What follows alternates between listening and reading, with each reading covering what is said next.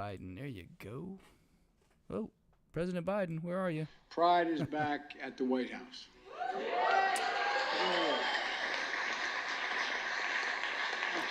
From day one, this has been the most pro-equality administration in history, led by guys like Pete Buttigieg. There you go. The President of the United States of America, folks. We don't always want to start the show with the President, but today, again, he's sort of the lead because of what he said. He can't pronounce one of his own cabinet members' name. He's referring to Pete Buttigieg, otherwise known as the Rear Admiral. I think we have the most pro LGBTQ plus people in any administration or every administration combined. No, I really mean it. We'll get to that in a minute. Anyway, so he says he's promoting equality. That's not what he's promoting. He's promoting equity. But anyway, actually, President Biden is not the biggest story of the day. Welcome to GAMcast for June the 16th, 2022. It is an incredibly humid and hot day in Atlanta. We are getting to the microphone late today. Couldn't be helped. Had to be in court first thing in the morning. Then, as you know, the January 6th show trial witch hunt committee had their hearing. We live streamed it. If you're following us on YouTube, you should subscribe. It is the video before this one, and you can check it out. We're going to play just a snippet. Don't worry. For those of you who are just here for the podcast or the GAMcast live stream, I'm going to bring you up to speed. Everything that happened on the committee after we finish with the President of the United States here. So without further ado, other stories we're going to get to. We're going to talk about Biden's energy policy, a shift at CNN, January 6th, and why Biden is driving the prices up, and maybe why the January 6th committee exists at all. A bunch of things we're going to get to. It's probably going to be one of the shorter shows in a while because I'll be honest with you, I'm exhausted. And so it's I'm burning the candles at both ends here. I got to get this in, get you caught up to speed, and we're going to get out. So anyway, back to the President. Here he is. And so many others. I think we have more LGBTQ plus people than any administration or every administration combined. No, I really mean it. I really mean it. Now, why is that a good thing? Is it a good thing that LGBTQ plus people are growing to the point that he's got more than any administration combined? I mean, do these people hear what they're saying? I want you to imagine if he had come up here and said, we've got more blonde-haired people than ever before. We've got more dark-haired people than ever before. I mean, why do we keep expanding the nature of characteristics that don't really define a person? I mean, we had this battle in the Civil War. We said, look, we're not going to do race. And then when we came around and we got the 14th Amendment, which dealt with the rights of citizenship, we settled upon race, gender, national origin, and religion, right? And those are the sort of cornerstone civil rights that we all have.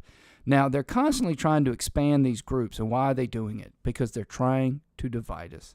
And every time I hear the president do this, all I hear is, let me just divide Americans up into these small groups of people that I can then try to control and keep power from. And you're going to see why that's important as we go forward. We'll let the president finish, and we'll move on to the January 6th committee and then probably CNN. Because I promised when I got elected, I wanted my administration to look like America across the board. And we've done that. A record number of out and proud appointees at every single level of our government. Now, actually, he's probably got them overrepresented than what they are. But what does it mean, look like America? What does that even mean? What does it mean to be an American? Are you telling me it means to be an American that I'm black? Or it means to be an American that I'm white? Or it means to be American I'm Catholic? Or any of these things? No, it doesn't mean that. And why they're trying to expand the groups of people that they're going to try to categorize and then cater to is clearly meant to divide us. Well, speaking of dividing us, let's get to January 6th. Let me tell you there was one bombshell today that I believe they had. Other than that, again, if you want to go to our YouTube channel. We live streamed the whole daggum thing. It was like almost 3 hours and 30 minutes that I was live. So there's a lot there that we broke down and did live commentary if you want to go see it. I'll get to the bombshell in a moment. Essentially, today was concerned with what we have as number 2 on our list. We've talked about before. They're up, I think, up to 7 things they're trying to do. One, they're saying that Trump is responsible for the riot, whatever you want to call it, because they were there because of him. That's the strongest claim that they've presented so far. Number 2, that challenging the certification is a coup. Today's hearing dealt exclusively almost with that. Number 3, that Trump incited. That's a Brandenburg reference. That you do not have a constitutional First Amendment right to incite violence. So trying to go after that. Number 4, he was derelict of duty. They touched a wee bit on that today.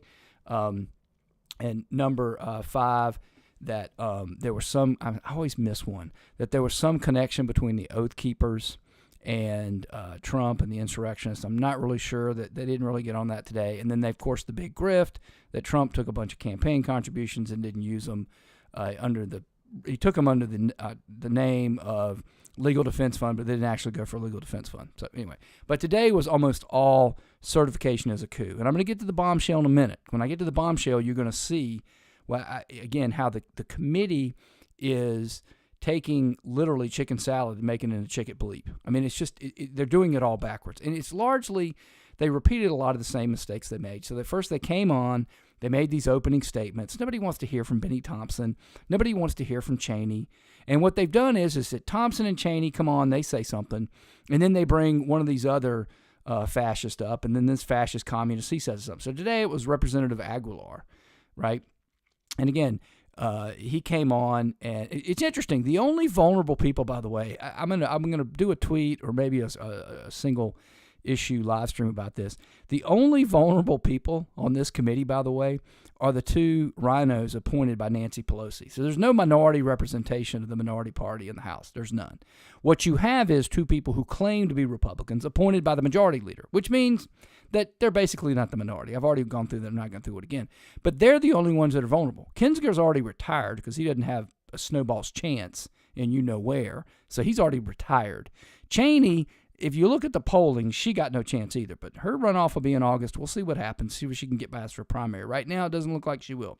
But they're the only 2 vulnerables. I looked at Aguilar today. He's in a district that he won 63% of the vote against a Republican last time. I looked at Benny Thompson the other day. He wins 70% of the vote. So these people ain't going nowhere no matter what they do. But anyway, so they bring up a new person. So today it was Aguilar's day. And then I think they reconvene on Tuesday, they'll bring up another person. We shall see who it will be. Anyway, so they had 2 real. They did a lot of witnesses today. They brought in a lot of witnesses by testimony. So they brought in Jason Miller. They brought in Mark. I can't remember his name, but one of Pence's guys. They brought in Trump occasionally. They brought in Pence occasionally, speeches and things. So they've got this whole thing where they bring in a lot of different testimony, and the delivery is not great. Because, again, they mess it up with making opening statements nobody wants to hear, talking too much from themselves, right? And then the biggest problem the committee has so far, I can tell you as a trained trial lawyer, is they get in over their skis, right? And they just try to prove too much, which you don't need to prove.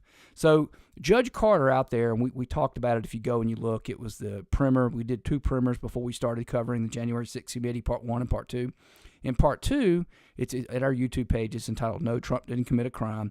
If you go there, we break down Judge Carter's opinion. Judge Carter's opinion was basically, more likely than not, Trump committed a crime by trying to challenge Biden's certification. He listed 2 crimes that would have done. Well, the committee should have gone with that template, right? And just said, hey, we think we can prove it beyond a reasonable doubt, which is what you'd have to do to have a criminal indictment, and go with the evidence. And they got some good evidence, and I'm going to get to it in a minute today. They got some good evidence today that helped them with that, really good evidence.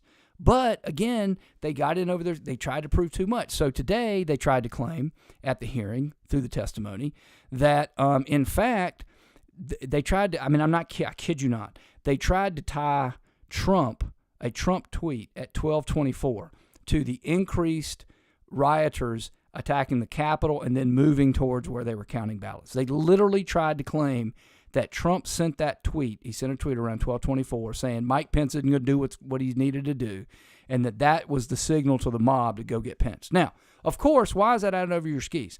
Because it doesn't explain how does going and getting Pence do what Trump needs, right? Trump wants to challenge Biden's certification. We're going to go through what they claim today, was the plan to do that. It's what we've told you many times, although, again, they got in over their skis. So the plan, as you know, if you've been listening to this podcast, and a lot of you have from the beginning, we've got a bunch of new listeners, especially on YouTube, which is good. But the plan was it was a little bit nebulous, but basically the plan was go to the certification and have Trump send them back to the states, or alternatively, have the objections come in. They had 8 senators, 139 Congress people. They had 6 to 7 states. The numbers are kind of, again, they're not real clear on how many states. But with the ones with the alternate electors, let's have the debates and let it go for days and days and days and see if the public builds and see what happens. That was kind of the plan. Now, violence, as we know, and they definitively said today, as soon as the violence started, they were on Arizona. The place got shut down. And when they came back, no more objections. In fact, today they revealed testimony that afterwards Eastman said, hey, by the way, Mike Pence, you didn't follow the Electoral Count Act of 1887 because you had started the debate, you had started the objections about Arizona, and you're required to have 2 hours of debate in both the House and the Senate, and you didn't have the full 2 hours. Now, anyway, so they kind of are claiming the violence is a problem for them. Trump didn't want the violence. You need to pick a lane, folks, and move forward. The other problem they had is they came up with the hearing, and they started, one man can't make the decision. One man can't make the decision. One man, there's nothing more un-American and anti-democratic than one man making the decision. Well, Eastman never said that. Trump never said that. No one ever said that. Of course, you needed more than one person. And in fact, there was, again, just trying to overplay their hand. You know, you don't have a royal flush, folks. You got a pair. Maybe you got 2 pair. Don't play like you got a royal flush. You just don't have it. And when you say stupid things like that, and they're easily debunkable. So even under what and again, this is a one-sided presentation, there is no person from the other side coming forward. So they had a lot of testimony today from a guy named Greg Jacob, who was Pence's counsel. Right? He had many a discussion with Eastman, who we all know was the quarterback of challenging Biden's certification. I'm going to get to that in a minute. But anyway, so Jacob went out of his way to, again, play along with this theme that one man can make the decision and Pence wouldn't do it, Pence wouldn't do it. Now, here's what the one man can make the decision is, that Pence could either pause the certification, send them back to the states for 10 days. 10 days is important. I'll explain in a moment. And that let the states figure it out. Hey, Pennsylvania, you sent me 2 electors. I'm pausing. It's January 6th. Have them back in front of me January 16th, and then I'll make a decision. Got it? Go. That's not one man. That's one person making a decision, send it back to the states. Bunch of people in Pennsylvania got to do stuff. In the meantime, you can go to judge. I mean, there's many men and women involved in that decision. And then you can add the other states, Georgia, Michigan, Arizona, right? I could go on. You got a bunch of people in those states. So there's no one-man business. Then the second thing was that Pence could theoretically not seat electors if there was more than 2. All right. And again, they overplayed that. So it's never happened before. But then later you had one of their witnesses come and say, well, the election of 1876, that was problematic and people were not seating. And so it's like he admitted that it's happened. It hadn't happened in the modern era, but it's happened before. So even under their own over-the-top thing, they messed it up. They should have just stuck with Judge Carter's point that, in fact, following the law is a coup, because they just don't have it, folks. They don't have it. Now, I tell you all that to tell you that. Well, let me tell you a couple more things before we get there. So that's basically the gist of it. Who were the witnesses today? Well, people that testified in person today were Greg Jacob and a guy named J. Michael Ludig. Judge Ludig was one of the worst witnesses that's appeared yet. I mean, he literally took forever. I mean, just go to our YouTube channel, pull up the video just for giggles. It's 3 hours. You'll see him in there. He takes forever to answer the question, and the more on in the hearing he went, the more he went over the top and the more he was clearly anti-Trump, just clearly anti-Trump, right, by the end. He kept saying that anything you could do, any kind of challenge was a problem and was anti-democracy and whatnot. He was a terrible witness. Greg Jacob, Pence's former counsel, actually was a very good witness. As bad as Judge Ludig was, Greg Jacob was actually a very, very good witness. He came across as likable. He's pleasant. He dressed pleasantly. His cadence was wonderful. Most of the things he said, they kind of made sense when you heard them. And so he was actually a fairly good witness, but it was clear by the end of the day, they just kept going back to the well too many times. I mean, he probably testified, I would estimate, for 20, 22, 25 minutes. He was clearly the person that testified the most today. And towards the end, when they were trying to, again, something they don't even need to do, they don't need violence against Pence. And again, here's another problem. Okay, let's just say for the sake of the argument that they'd hung Pence. How does that get you where you need to get? If you hang Pence because he wouldn't do the plan you wanted him to do, all of a sudden the next person that comes in doesn't kick it to the states. It doesn't kick it to the House. I mean, it just the plan doesn't work no matter what you do. So, but anyway, so it was clear that later when they were trying to establish the link between the violence against Pence and being part of Trump, apparently mad because Pence wouldn't do it, so he sends the mob or whatever. Well, he talked then. They try to pump up Pence. He's there, wouldn't leave the Capitol, and he's this brave soul. Well, it's clear at that point to me that Greg Jacob is still very shaken up by that. And again, I don't blame him. I would be too. If the mob came within 40 feet of me, I'd be pretty shaken up too, right? And they had to be ushered out, and there's the whole thing about getting in the limo or not getting in the limo, right? And so I would be a little bit shaken up too, but it was pretty clear that Greg Jacob at this point is ticked off at Eastman and anyone else who had this plan to challenge the certification. As far as he's concerned, they lost. That's the end of that. No challenging the certification. He didn't believe there was any possible way to challenge the certification at all. And I thought the committee would have been well served, extremely well served today, if they'd have let him say, well, what if the plan were the Green Bay sweep, which if you go check out our broadcast, you can check it out. What if the plan were the Green Bay sweep, which is to go through the challenges, have a couple of states go every day, make the certification process last a week, get the media to cover it. That's the Green Bay sweep, right? Maybe we get the public on our side. What if that had been? Would you be okay with that? They never asked him that. Of course, they don't ask him things like that. But I think the fact that he may be suffering from some sort of traumatic injury from that day, or maybe just pissed off at these guys, I don't know. But that to me made him a problematic witness. But anyway, that's basically what happened today. You're all up to date. If you want to know more, go to the YouTube channel and check out our live stream. And I'm probably going to, if I can get a chance to do it over the weekend, I'm probably going to go back and do day 1, day 2, day 3, just a quickie 10, 15 minutes, just telling you what's happened. But here is what was the bombshell today. This you will find at the 1:38:41 minutes, so 1 hour, 38 minutes, 41 seconds of our live stream. This voice will sound familiar to you at the end, but this is Greg Jacob, a special counsel, legal counsel to the vice president at the time, testifying today. Did Dr. Eastman admit in front of the president that his proposal would violate the Electoral Count Act? Objection, leading. So during that meeting on the 4th, I think I raised the problem that both of Mr. Eastman's proposals would violate several provisions of the Electoral Count Act. Mr. Eastman acknowledged that that was the case, that even what he viewed as the more politically palatable option would violate several provisions, but he thought that we could do so because in his view the Electoral Count Act was unconstitutional, and when I raised concerns that that position would likely lose in court, his view was that the court simply wouldn't get involved. They would invoke the political question doctrine, and therefore we could have some comfort proceeding with that path. Okay, folks, I'm going to make a note here of where I was. I don't know that I can do it. All right, I'll be able to find it later.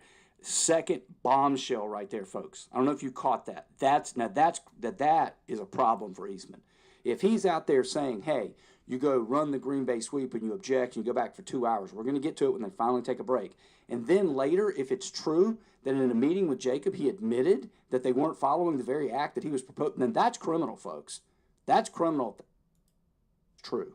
Okay, you can't do that. That would be potential interference with a thing. Other thing you need to know is there's a so-called political question doctrine. There are a lot of doctrines that the Supreme Court, obviously the highest Article III court in the land, they have for which they don't want to take cases. They call them doctrines. So there's standing, there's mootness, there's ripeness, right? There's a lot of doctrines. One of them is the so-called political question doctrine. The best example I can give you of a political question doctrine is the Vietnam War. So a lot of people sued.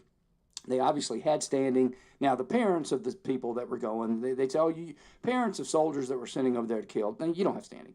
And then finally, soldiers started saying, like, I'm getting drafted. Like, they're sending me over there. Like, this violate my rights and all that stuff. And the basic claim was we had not declared war, and so it was just these ongoing military operations that the president was sort of doing unilaterally, et cetera, et cetera. And the courts would never touch it. They kept saying, we can't really decide whether it's constitutional to do that without an act of war because it's a political question. So what Eastman is saying there, again, the constitutional lawyer, he would know this. We're lawyers, he's basically, if what he just said is true, that is a bombshell, huge bombshell. Because basically he's saying, we're playing it fast and loose with the law. I'm arguing out of both sides of my face. And, the courts won't get involved because it's a political question. I don't know if you realized it, but that was a huge bombshell. All right, so there you go. That's Great American Mail. Me, I should do more of that. Then I can just sit here and take a break while that goes up. Anyway, you're now all caught up to date on January 6th. Let's get to CNN. All right, headline from thedailymail.com. It's interesting that we get a lot of actual news out of our friends over there across the pond. New CNN boss Chris Licht, I don't know how to pronounce that. Maybe I'm not pronouncing it right. Doesn't matter. Latest crackdown at network bans staff from calling Trump's election fraud claims, quote, the big lie, unquote, because it is a Democrat party catchphrase. It actually says Democratic. I don't say Democratic. It's always been Democrat. I can't remember when they switched from Democrat Party to Democratic Party, but I ain't doing it. I'm not going with it. Anyway, Licht, 50, has reportedly told his staff to no longer use the phrase the big lie to refer to ex-President Donald Trump's phony claims about the 2020 election. It's funny, you get actual journalism, but then they throw in the phony claims. They're not phony claims, they're claims. You don't know whether they're true or not, or whether he believes them or not, whatever. So the wording is a popular one for the network, according to Mediaite. The phrase has been used 168 times in the first half of June alone. Hosts like reliable sources Brian Stelter are often fond of the phrase to the point where they use it predominantly in graphic packages and chyrons.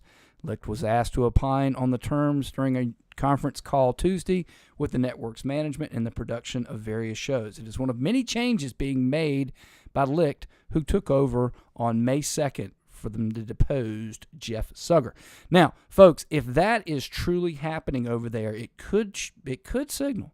I don't know, but I wanted you to know about it. I wanted you to hear it. It could lead to a shift over there at CNN towards sanity. So, one thing that we are not getting from sanity from is the Biden administration. And so I had this one in the bullpen. Actually, I'm going to pull up the tweet here. Let me pull up the tweet if you're watching on the live stream.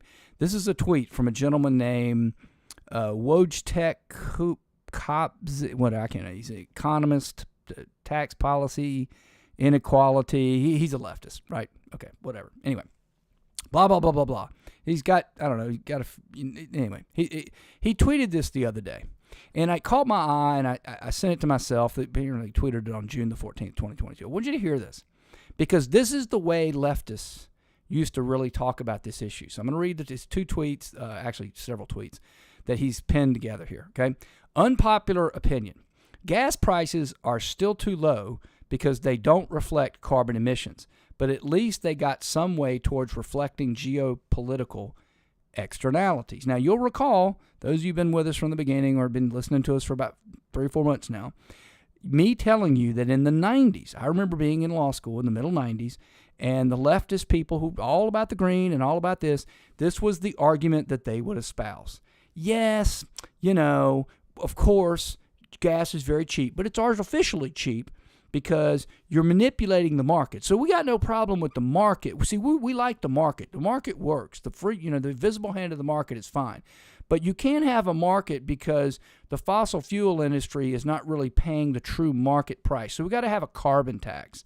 That was one of the things they had to say. So this guy is basically saying that out loud again, right?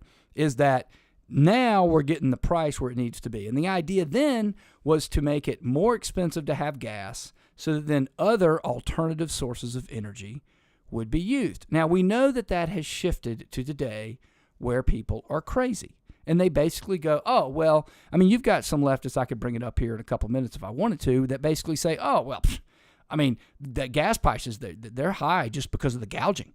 No, they didn't gouge during Trump, and they didn't gouge during Obama. And somehow corporations got greedy in the last year and a half, and they've decided to raise these prices, right? So, and they're talking about that. Or you literally have people going, oh, green energy is just as good. It's just that, they're being bribed by the money from the oil industry. If it weren't for that, we'd all be doing the green stuff, which is just as good. Or yet another insanity, they say drive an electric car. That'll help you with the price of gas, and it'll help the environment. Oh, well, how will it help us with the price of gas when you use gas to produce the very electricity that we use the cars, which also doesn't help the environment? Anyway, you have leaders saying this stuff. Let me finish his tweets, and we'll get to where this is important. Well, where it's more important. The longer they stay high, the more they stimulate substitution, the better over the longer term. Now, folks, I love this guy because he's at least, we don't agree, he and I don't agree with anything he just said, but it's clear. He's not trying to hide it. He goes, hey, yeah, I want to force us over to green energy. And again, here's the point that they ought to make. I'm giving, this is free, folks. If you want more, email me, publius@GAMcast.net. Folks, if you want to email me something you want me to cover, you want to take me to task, you want to be critical, I love criticism. Bring it on. But if I were them, what I would say is, look, yeah, I understand they're not ready quite yet, but necessity's the mother of invention. We're the United States of America. If you shift over to from fossil fuels to green energy, in 2 years, we'll figure it out. We'll figure out how to make that green energy work. Don't you worry. We'll have those wind turbines or, those solar panels, or we'll get the batteries to store more. We'll figure it out. And you know what, folks? I got to be honest, not a bad argument. We've always figured it out. But see, that's honest. They can't be honest with us. Now, I'd rather tax, right, than have it go to Russians or Saudis. But whatever it takes to wean us off oil is good. Now, again, I pulled this up. I saved it. So I was going to wait for the right time, which I'm going to get to in a minute. Bring it up. Again, that's honesty. Thank God for him being honest. It's like, yeah, I'd rather just have a carbon tax. And that way everybody pays the money. We switch over too soon into the green energy, right? And, of course, the dirty little secret that Wojtek or whatever his name is, I mean, you think the green energy people aren't in it for a profit? You think they're not trying to make money? I mean, really? Riddle me something, Batman. Come on. Whatever it takes to get us off oil is good. I'm not a Democrat, and it's a foreign policy agenda. Okay, yeah, sure you're not a Democrat. Okay, whatever. So that's going to remember that because I'm going to come to that in a moment. So here's the Energy Secretary, Granholm. I believe she ran Michigan into the ground, and then when basically she couldn't be the Michigan governor anymore. Again, something we see all the time. They just go from failure to failure to failure. I mean, they fail up. Oh, you screwed up as a governor of Michigan. It's no big deal. Go work for Biden. You screwed that up. Oh, go work for MSNBC. Oh, you screwed that up. Go get a couple $1 million to teach at a college. Oh, guess what? It's now been 6 years. I've made a couple $1 million. Oh, look, it's now the Kamala administration. I'll get a job doing it. Just, what a joke this is. Anyway, this is her on CNN talking about gas prices. Again, Secretary Granholm. Take a listen. 5 years from now, 10 years from now, are you telling me you want them drilling for more oil? You want the refineries putting out more gasoline in 5 or 10 years? What we're saying is today we need that supply increased. Of course, in 5. So today we need that supply increased. Okay, so again, the incompetence of the Biden administration. Okay, this is Afghanistan redux. Okay, we screwed it up. We shut everything down, shut it down, right? No more leases, no more this, no more that. Oh my God, look at the gas price. Jesus almighty. Let's do something now. So they panic, and now they're saying, okay, yeah, produce it, but in 5 to 10 years, right? So they got to stay on message because they're literally held hostage by the green mob. Okay, so that's what's going on. By the way, I hadn't had a chance to tweet about this or talk about it, but one of the things you're hearing out there, let me debunk it real quick. There are a lot of people lately I've noticed on the Twitter sphere, in the interwebs, saying, well, 10 years ago, the price of oil was, $80 a barrel, and the gas was $3.51. Now, the price of a barrel of oil is $82, and the price is $5.01. And you go, false equivalence, someone? Are you able to reason, better than even a 5-year-old child, I think, could figure this out. Here's the hint, folks. Go look up the number of refineries that existed 10 years ago when oil was this high and look at it today. Why do you think those refineries went offline? Again, folks, the oil people, and again, I looked it up, the refineries, there's just less of them. They are all pumping at 95+%. They are pumping it out as fast as humanly possible. And that shouldn't surprise you because they're not imbeciles. And they're going, let's earn, baby, earn while we can when it's this high. As fast as you can make it, let's sell it. But, of course, the Biden administration, full of lies. The secretary continues and, again, demonstrates the tension that they can't see. See, there's no tension in their worlds, right? So when I covered the January 6th committee a moment ago, right, there's tension with the you wanting to hang Pence. There's tension with he wanted the violence. Well, why would he want the violence when the violence stopped the very Green Bay sweep he was trying to do, right? They don't have to worry about that in their world. So here's Secretary Granholm. Years actually in the immediate. We are also pressing on the accelerator, if you will, to move toward clean energy so that we don't have to be under the thumb of petro-dictators like Putin or at the whim of the volatility of fossil fuels. Ultimately, America will be most secure when we can rely upon our own clean domestic production of energy. But that's the problem. See, we already have clean domestic. We had it before they got rid of it. Again, notice how they live in a fairyland. Oh, okay, let's just say Elon Musk just tomorrow decided to solve this green energy problem, and fix Twitter, by the way. By the way, Elon Musk, if you're out there, I'll tell you a problem I really wish you could fix. I love crackers. I love crackers of all kinds. I especially love Ritz crackers. And I buy the smaller packages where you can get the bigger one. They have like 4, but they're huge. They're like, 12 inches long or so. I buy the smaller stacks. They're like 6 inches, and so instead of being 4, there's 8. Now, the problem that I don't understand they can't fix, I get once you open the wrapper, you've only got like 8 or 9 hours or a day before the crackers are ruined. But I did not open any. I only opened like 1 or 2. So I got 6 sealed wrappers.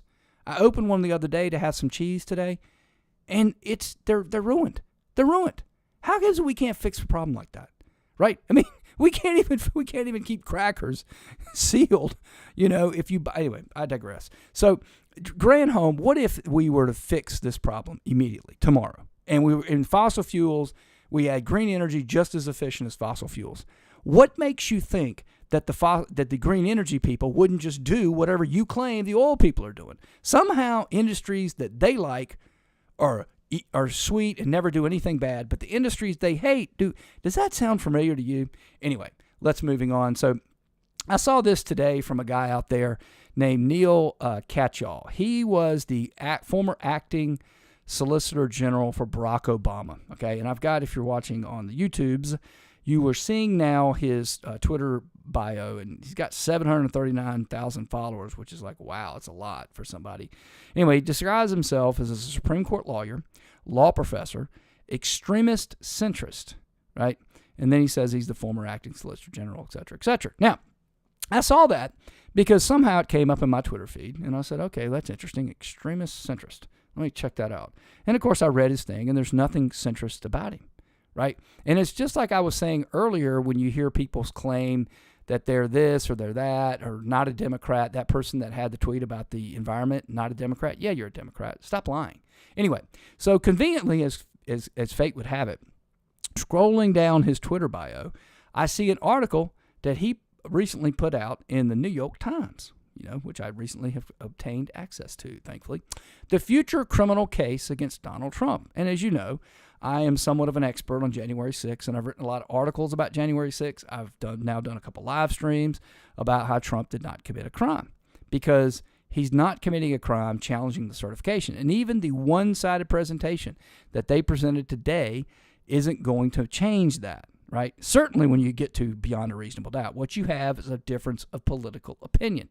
But I'll read a little bit about this from an extremist centrist, and I want you to understand who you're dealing with now. These people, they're not just communists, they're fascist communists, all right?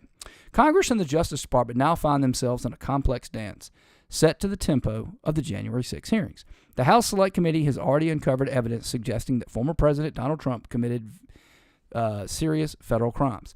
Congress cannot bring criminal charges. The Justice Department must do so. And the critics of the department are asking why it does not appear to be investigating these allegations.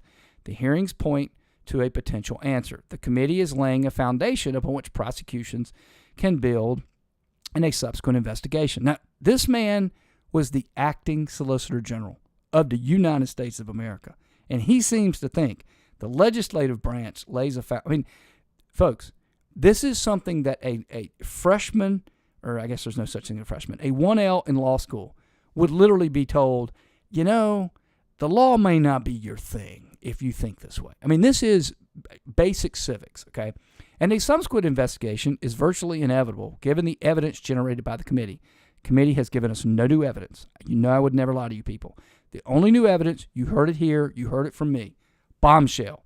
If Eastman admitted to Jacob, if it's true, and we don't know it's true because there's no cross-examination, we haven't heard from Eastman. He later took the fifth. He didn't answer this, right? And we all know that Jacob is potentially compromised, so he's impeachable. But if he did say, hey, I know this is all pie in the sky, and I'm proposing it anyway because I don't think the courts, that's potentially criminal. Now, that is the first new thing we've heard.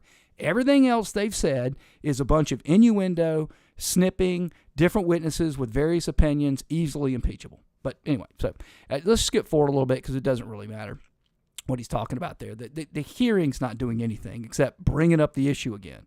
So at best, it's going, hey, Justice Department, hey, Justice Department, hey, just over here, look, here's a potential crime you're missing, which, really?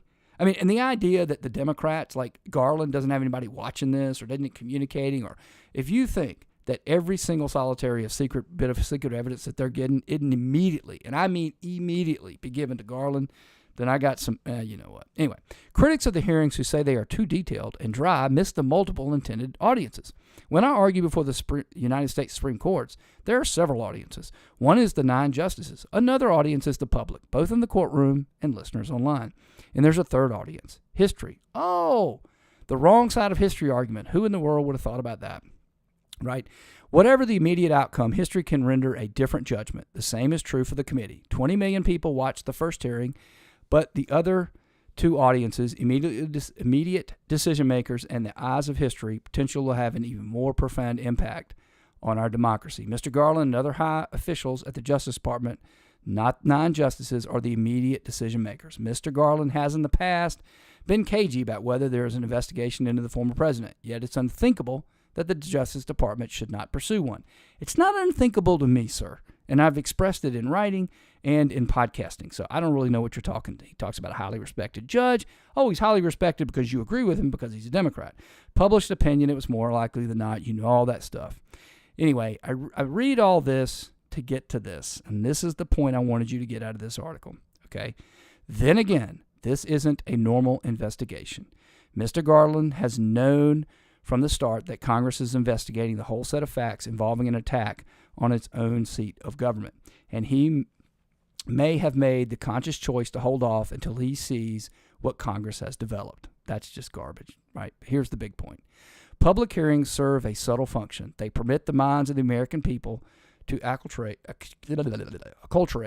to the facts and evidence. By laying out the facts that explain what Donald Trump did, the January 6 hearings can, in advance, help acclimate the public to why the Justice Department has to take criminal action against the former president. The hearings may afford the department a deeper and public explanation of its reasoning than an indictment out of the blue would offer. Public sentiment of this kind could help insulate the department against a claim that is particularly motivated. These hearings may prove to be a bridge between the Justice Department and the public. Folks, I'm going to highlight it for those of you watching on the YouTubes. Folks, that is right there, right? Admitting the quiet part out loud. That is a show trial. So what he's basically saying is, hey, Congress, go ahead, put on a show, see if you can get public sentiment behind it. If you do, then Garland may feel like, there's no crime there, but what the heck? And I thought about this the other day when I was at the gym, and I thought about it in the context of the Fulton County Solicitor General, the DA here, local, where I'm broadcasting from, is considering indicting Trump, and we shall see what she does. But you know what? She can do whatever she wants. You know, I mean, the only thing that's going to happen to her if she does that is she might not get reelected, which in Fulton County, being a Democrat, it's just going to be lost to another Democrat. It's not going to be a Republican. But there's no downside to it. I mean, he could be found guilty, not guilty, maybe embarrassing. Same thing with Garland. I mean, he can bring these crimes. And if they get found not guilty, no big deal. But this is where we are, folks. I mean, this is literal fascism. And this is a person who, again, former high official with Barack Obama, doesn't just think this. Doesn't just tell his girlfriend or his wife or his boyfriend or whatever he's got there. Right? He actually writes it down. And then he gives it to the New York Times to broadcast to the rest of the world. So anyway, we'll leave you with that. You are now all caught up on the news of the day. If you enjoyed this and you're on YouTube, please subscribe, clip it, share it. Sharing is caring. And if you're listening to us on the podcast, please tell a friend, tell lots of friends, give us a review. And if you like the show, I hope you tune back in tomorrow.